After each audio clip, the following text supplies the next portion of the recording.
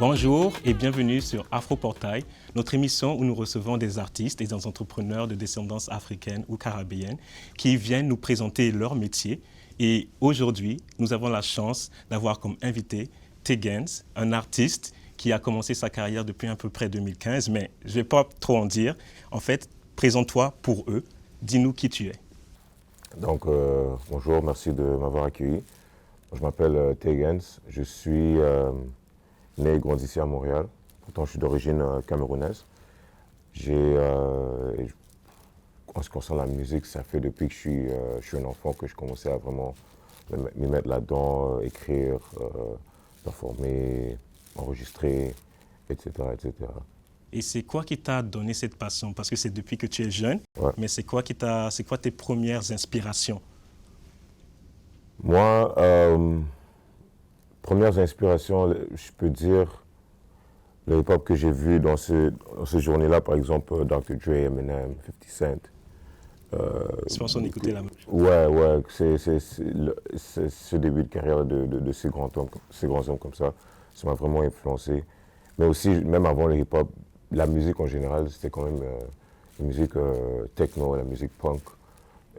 J'écoutais beaucoup la musique pop, bien sûr. Mais quand j'ai découvert le hip-hop, je crois que c'est un truc où mon esprit s'est ouvert automatiquement à ça pour vraiment mettre ça j'étais capable de mettre ça dans ma vie immédiatement. Ok, tu es rentré Ouais. directement dans ce genre de musique. Et Ça. c'est vers quel âge à peu près que tu as commencé à écrire tes propres morceaux du coup? Je me rappelle avoir 11 ans en train d'écrire 11 ans. des chansons au lieu de faire mes devoirs, quoi. C'est très jeune ça, pour 11 ans. Et puis, j'imagine qu'au début, c'était avec tes amis, c'était à l'école peut-être. Est-ce que tu avais l'habitude? C'est que moi, des fois, avec mes camarades, on faisait des freestyle. Ouais, bien sûr. Il y avait des moments freestyle avec mes amis avec qui je partageais la même passion. Maintenant, je peux dire que quand je commençais à écrire, j'étais un peu timide parce que je disais à personne. Tu vois, je disais à personne, c'est pas comme si j'avais complètement confiance mon confiance en soi, c'était pas à un niveau super élevé. Donc j'écrivais moi-même pour juste me booster ma propre confiance, tu vois. Et quand je me rappelle, j'étais à l'école, j'avais un de mes amis qui a découvert mon cahier d'écriture de chansons, tu vois. Il a dit, c'est quoi ça? Je suis comme, ouais, ça c'est mon truc, c'est mes paroles, là, c'est mes lyriques. Il dit, ah, t'écris, je suis comme, ouais. Après, il commençait à regarder, après, il était, comment je peux dire, blown away. Tu vois. Ok. Est-ce que c'est lui qui t'aurait motivé à essayer d'écrire et d'enregistrer même tes premiers Je peux dire morceaux? qu'au moins avoir cette validation pour la première fois de cette façon, c'était nouveau. Ouais. Et puis ça m'a quand même donné ouais, ça m'a quand même encouragé de continuer. Parce qu'à ce point-là, j'avais déjà écrit plusieurs textes. Mais c'est la première fois que je l'avoue à quelqu'un. Et lui-même, il est rentré là-dedans avec moi. Puis on commençait à faire des freestyles ensemble, à Nice. l'école, dans la cour de récréation, etc. Ouais. Shout out à ton ami alors. Shout out à ton ami. Grâce à lui, on t'a ici aujourd'hui. Ah ouais. Et du coup, si on retourne un peu plus en avant, mais encore en arrière, ton premier morceau, ton premier EP, ton premier projet, il date de quand? Donc, ouais, ça c'est des questions, je retourne en arrière. J'avais 16 ans quand j'ai fait mon premier mixtape. 16 ans. Et ça, c'était. Je faisais ça pour se faire circuler dans le quartier avec les gens autour de moi. Mais mon premier projet, si je peux dire officiel, que j'ai mis sur les plateformes digitales pour faire écouter, stream, vendre, etc., c'était 2013. 2013, ouais. Ok, ça date quand même. Ouais. Je ne sais pas si tu as été inspiré par des artistes locaux, parce que comme c'est demandé au début, tu parlais de Dr. Dre, Eminem, donc beaucoup d'artistes des États-Unis, justement probablement pour ça que tu rappes en anglais. Mais est-ce que tu as des artistes ici qui t'inspirent ou qui t'ont inspiré, du moins à l'époque? À l'époque, je connaissais, et si on parle de vraiment mes débuts, quand je commençais à me dire que j'écrivais, que j'étais artiste, à l'époque, pas trop parce que voilà, tout le monde consommait la musique américaine. Surtout en 2013 avec Chief Keef, l'arrivée de... Ouais, moi je parle, mais là, à ce point-là, par exemple, là on rentre, si on parle de l'ère de mon premier projet, 2012, etc., Moi, ouais, je commençais à connaître les autres artistes dans la ville. Ok. J'avais déjà une connaissance des artistes dans la ville qui faisaient quoi, surtout du côté anglophone. Artistes locaux qui m'ont inspiré, il y en avait quand même plusieurs. Mais un notamment, il s'appelle Seas Rock. Seas Rock. Seas Rock, et c'est un gars de mon quartier, un peu plus âgé que moi. Mais lui, c'était quelqu'un il était super talentueux, surtout avec sa façon d'écrire, ses paroles. Et son énergie, il était cool. Je suis content de l'appeler un ami. Donc, ouais. Nice, nice. Et de quel quartier tu viens? Parce que tu l'as mentionné aussi tantôt, juste pour les fans. Donc, je grandis à Notre-Dame-de-Grâce, NDG. Ok, NDG. Ouais. Et depuis NDG jusqu'à maintenant, il y a eu un grand parcours. Et je pense qu'il y a 2 semaines à peu près, tu avais un spectacle. Ouais, j'étais au Balatou. Ok. J'étais au Balatou pour soirée Silidor. Donc, ça, c'était une soirée où ils font venir plusieurs artistes pour performer les mardis, les mercredis pendant plusieurs semaines, tout en live. Tout en live. Donc ça, mon défi, c'était de mettre des musiciens ensemble et qu'on fasse un show live. Et que moi aussi, c'était la première fois en presque 10 ans que j'ai eu des musiciens live. Presque 10 ans, mais Ouais. tu avais d'autres spectacles. Oui, bien sûr. J'ai fait beaucoup de spectacles. Comme en revenant à ta question précédente, mon premier spectacle, c'était à 13 ans.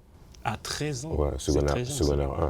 Ah, devant ta classe, devant ton école? Ouais, devant mon école. Oh, wow. Devant mon école, devant toute l'école, spectacle de vérité à la fin de l'année, où toute l'école arrive, même les élèves d'autres écoles arrivent. Donc, tu vois, ouais, ça c'était une expérience. Donc, en fait, tu baignes dans la carrière depuis très longtemps. Tu as déjà l'expérience, l'expertise. Ouais, j'ai déjà une certaine expérience déjà sur scène, enregistrement, même du côté business de l'industrie, quoi. Et ce serait où que tu te verrais dans les années à venir, ou même les mois à venir, si on ne veut pas aller si loin que ça, au niveau de ta carrière? Qu'est-ce que tu aimerais accomplir en plus? Là, je suis en processus de terminer mon prochain album. Ok. Donc, dans les prochains mois, mon but, c'est de justement faire sortir l'album et la promouvoir. Continuer à me développer à l'international. Ouais. Ça, c'est mon but dans le court terme et le court et long terme, bien sûr, c'est me développer à l'échelle internationale. Bien sûr, contribuer à l'industrie ici à Montréal, au Québec, au Canada. Et voilà. Ouais. Je pense qu'on en a besoin de beaucoup d'artistes qui pourraient amener cette lumière-là, parce qu'on a beaucoup de talents à Montréal. Et malheureusement, des fois, on n'a pas cette opportunité de les voir. Et c'est justement pour ça que cette émission est là. Du coup, tu veux travailler sur ton prochain album. Est-ce que tu as encore une fois, des gens de la ville ou même de l'extérieur avec qui tu travailles pour des featuring? Ouais, non, j'ai travaillé avec des gens de la ville sur cet album-là. Je travaille avec des producers d'ici. Ok. Nora Vista, D-Fresh, Ok. Voici. Un producteur s'appelle Kefi, il a travaillé avec moi sur quelques sons. Il y a quand même des collaborateurs à l'international. Donc, il y a un producteur qui est au Bénin. Au Bénin? Ouais, Oh. au Bénin. Et un en France. En France? Ouais. Donc, tu as quand même ces connexions-là un Ouais. peu partout. Ouais, C'est cool, ça. avec le temps, tu voyages, C'est vrai, c'est sûr. tu développes ton réseau comme si tu développes ton réseau international. Ouais. Donc, tu sais, c'est beaucoup d'échanges avec beaucoup de gens, beaucoup de créateurs. Et à un moment donné, tu trouves un projet qui intéresse tout le monde. Tu sais, j'ai un projet qui intéresse les gens. Et, Ouais. ils me contactent, ils m'envoient des sons. Puis, si on développe, on se développe là-dessus, tu vois. Ouais, le talent parle par lui-même, c'est sûr. Ouais. Et tu parlais d'un producteur au Bénin. Est-ce que tu aurais une inspiration aussi, parce que tu es camerounais d'origine, tu as des inspirations africaines qui viennent aussi, si on veut, t'inspirer dans ta musique, dans Bien ta sûr. création? Ouais. Est-ce que tu en connais que tu pourrais en nommer? Tout court, je peux dire déjà la musique camerounaise que j'écoutais quand j'étais jeune. Par exemple, il y a des artistes comme Kotobas, Ok. qui d'autre? Prince Yango.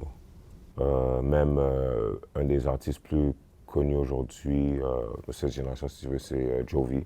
Jovi, ouais. Jovi, ça fait quelques années maintenant que j'aime bien ce qu'il fait. Ça, c'est au Cameroun strictement. Maintenant, après, si on parle plus en Afrique, globalement, bien sûr, Koffi Olomide, Ok. qui d'autre Fally Ipupa, Télé, P-Square, Télé, mais surtout les Wizkid, Burna Boy, etc. Ouais, Ça, j'ai suivi leur carrière depuis le début. Ouais, ouais. Ça s'est rapidement pensé des inspirations des artistes qui m'ont inspiré et qui continuent à m'inspirer musicalement. Ouais. Et je pense que maintenant, ce sera à ton tour aussi, avec ton album qui s'en vient, de pouvoir inspirer une nouvelle génération J'espère bien. dans la ville, au-delà même de ton quartier. Ce serait nice. Et pour poser des questions maintenant plus détentes, disons, ce serait quoi si, mettons, tu finissais par atterrir sur une île déserte? Quel objet apporterais-tu avec toi? Ça, c'est une très bonne question. J'ai jamais pensé à ça. Île déserte, je crois que... Il n'y a pas de Wi-Fi, rien du tout. Les téléphones, je ne suis pas sûr que ce serait très utile. Même s'il n'y a pas de Wi-Fi, peut-être, j'aurais besoin de... Tu sais quoi? Je crois que je m'apporte des bâtons. Des bâtons? Ouais. Des bâtons. Pourquoi des bâtons? Parce que comme ça, je peux créer n'importe quoi comme percussion. Ah, donc vraiment, tu amènes la musique avec toi. Je crois qu'il faut, parce que c'est ça qui va me garder mentalement, mentalement en place.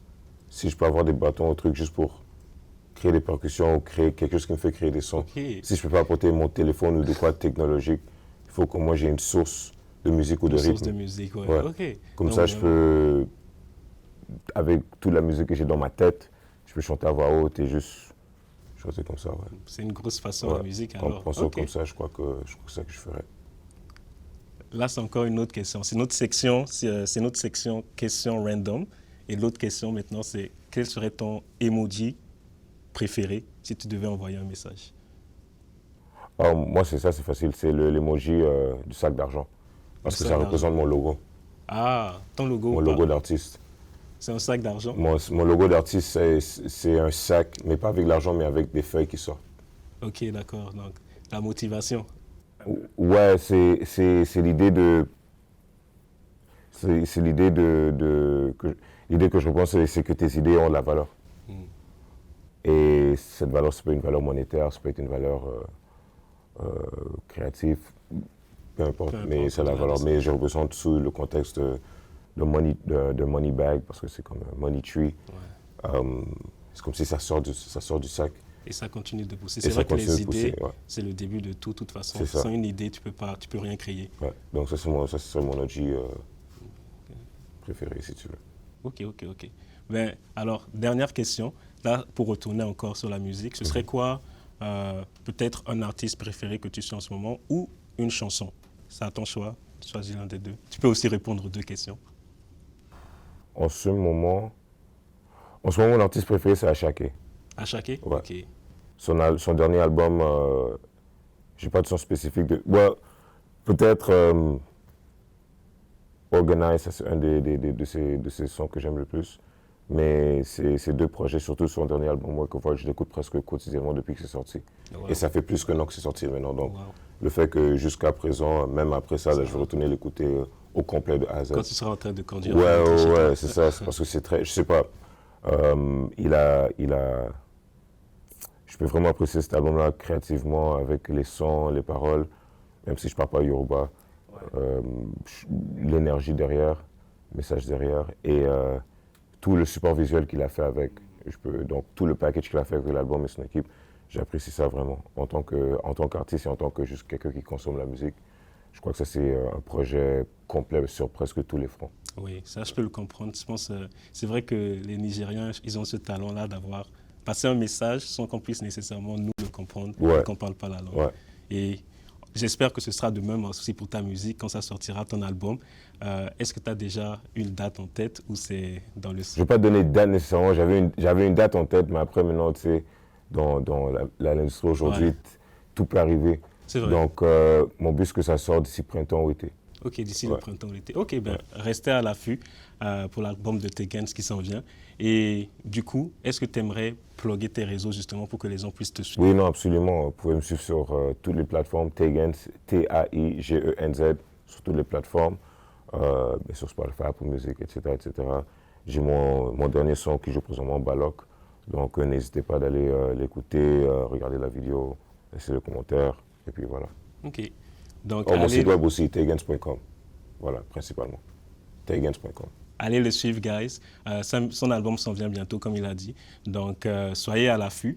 Et c'était tout pour notre interview. Merci Je beaucoup. suis content que tu sois venu avec Merci nous. de m'avoir accueilli. Et merci à vous aussi qui avez écouté cet épisode-là d'Afro Portail. Et on se retrouve pour la prochaine fois avec un nouvel invité.